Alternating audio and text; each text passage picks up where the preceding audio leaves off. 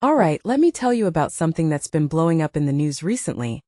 Wildfires in British Columbia that are so bad, the Canadian government had to step in. Now, I know wildfires happen every year, but this isn't just another summer blaze scenario. This is something else entirely. Think about it. 22,000 people forced to flee their homes in a matter of days. That's not just a crisis, it's a wake-up call.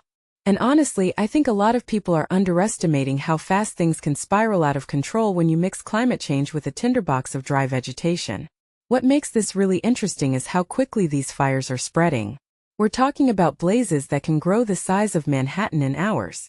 That's not normal. It's terrifying. I mean, imagine waking up to flames licking the mountains and having to pack your life in under an hour. That's not just chaos. It's a glimpse into a future we're not prepared for. And let's be real, this isn't just about BC.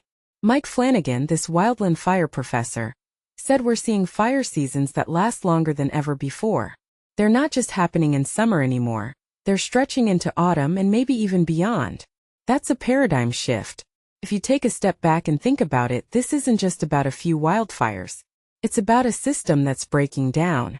Climate change isn't a distant threat anymore. It's here, and it's rewriting the rules of survival.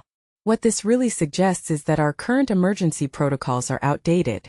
You used to think a fire 20 kilometers away was safe. Now, that's a death sentence. And the fact that firefighters are now fighting fires through the night with night vision helicopters? That's not just a tactical change. It's a sign that the old ways of doing things are no longer viable. I've said it before and I'll say it again, we're not just dealing with fires anymore. We're dealing with a new normal where the line between disaster and routine is getting blurred. And if you're in a high-risk area, you'd better have an emergency kit ready because the next time this happens, you might not have a moment's notice. What many people don't realize is that this isn't an isolated incident. It's part of a global pattern. From California to Australia, we're seeing the same thing. Fires that burn hotter, faster, and longer. This isn't just about Canada's emergency response. It's about humanity's ability to adapt to a planet that's no longer acting like it used to. A detail I find fascinating is how the fires are metastasizing through the night.